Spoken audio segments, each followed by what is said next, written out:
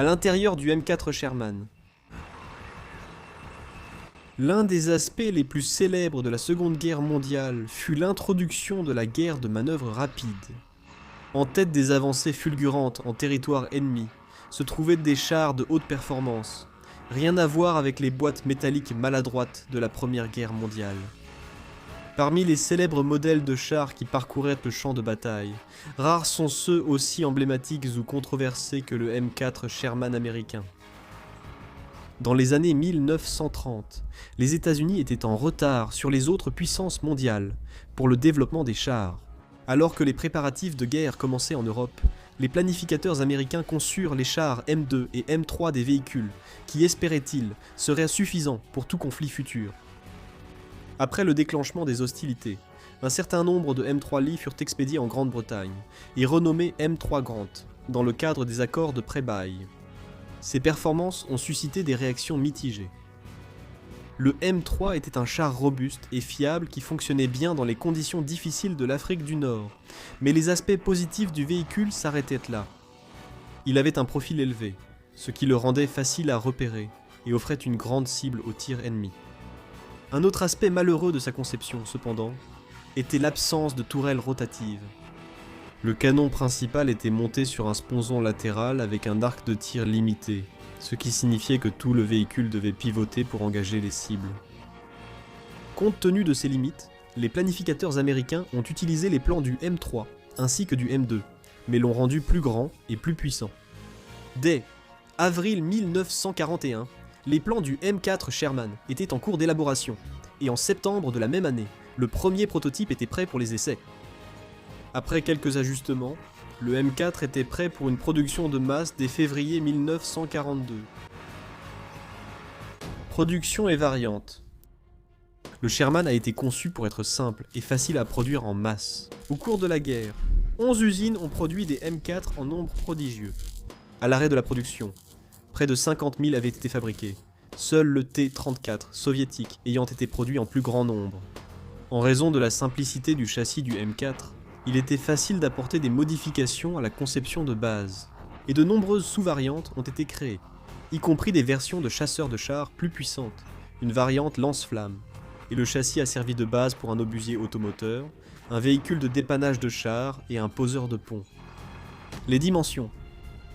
Le M4 Sherman est classé comme un char moyen, pesant environ 30 tonnes, avec une longueur de 5,84 m, une largeur de 2,62 m et une hauteur de 2,74 m, bien que cela puisse varier selon les sous-variantes. Les performances. Le Sherman était propulsé par un moteur Continental R9 175 C1 à 9 cylindres, capable de produire jusqu'à 400 chevaux et pouvait atteindre une vitesse d'environ 50 km/h. Les variantes ultérieures ont reçu des moteurs plus puissants pouvant générer jusqu'à 450 chevaux. Le réservoir de carburant pouvait contenir jusqu'à 175 gallons d'essence, ce qui lui donnait une autonomie maximale d'environ 120 miles. Avec sa conception simple et fiable, le M4 parcourait jusqu'à 4000 miles avant d'avoir besoin d'entretien, restant ainsi plus longtemps sur le terrain que de nombreux chars contemporains. En cas de besoin, la conception simple permettait aux équipages de réaliser eux-mêmes les réparations de base, sans équipement spécialisé ni mécanicien dédié. Équipage du char. L'équipage d'un Sherman se composait de 5 hommes, le commandant, le conducteur, un copilote qui utilisait également une mitrailleuse, le tireur et le chargeur. L'intérieur du M4 était spacieux, comparé à beaucoup d'autres chars, et bien que les conditions étaient loin d'être luxueuses, c'était légèrement mieux que la plupart des véhicules contemporains. L'accès se faisait par 4 trappes, 2 situées à l'avant de la caisse, une autre sur le dessus de la tourelle, et une trappe de secours dans le plancher derrière le siège du conducteur qui permettait à l'équipage d'abandonner le véhicule en cas d'urgence. Le conducteur était situé à l'avant gauche de la caisse et dirigeait le char à l'aide d'une paire de leviers de commande et de pédales au plancher, avec les commandes de transmission directement à sa droite. La vision vers l'extérieur était à l'origine assurée par une fente d'observation, mais celle-ci a été remplacée par un périscope. Les conducteurs, à la vision limitée, dépendaient du commandant pour diriger le char avec des informations précises. À sa droite se trouvait le copilote, qui utilisait également l'une des mitrailleuses de calibre 30. Si le conducteur était mis hors de combat, il le remplaçait. Derrière se trouvait le tireur qui faisait pivoter la tourelle. Au-dessus de lui se trouvait le chargeur qui sélectionnait et chargeait les munitions, et le commandant qui dirigeait le char et désignait les cibles au tireur. Le tireur tirait en actionnant un interrupteur et une pédale au pied.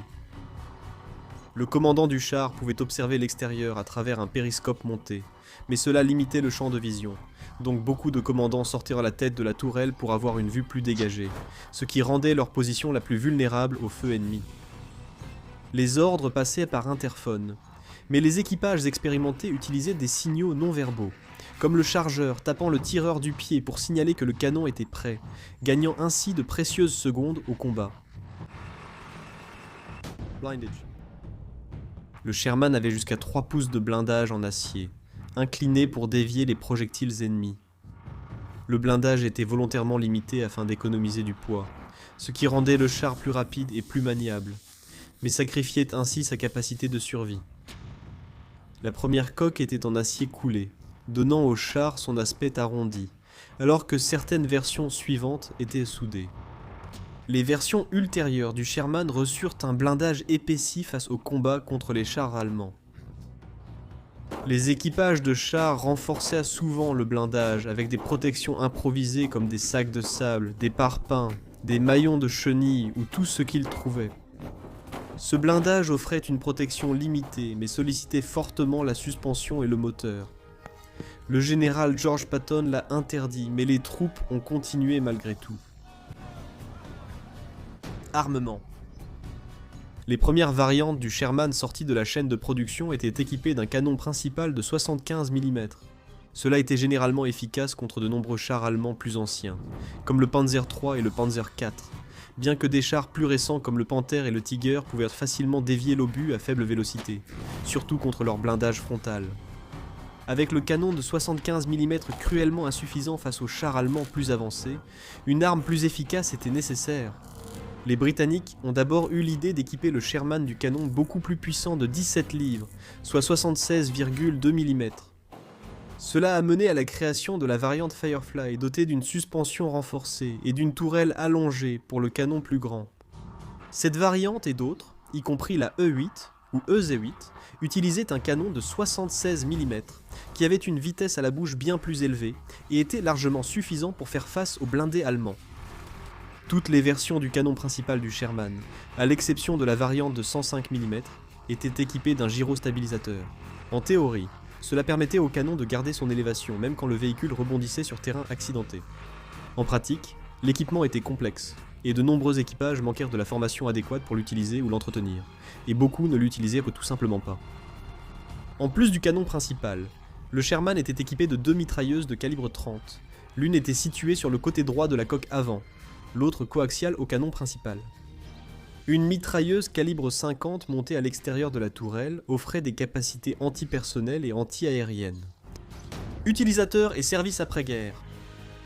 En raison de son nombre considérable, de sa conception fiable et simple, ainsi que de sa facilité de production, le M4 a été envoyé pratiquement sur tous les grands fronts de la guerre.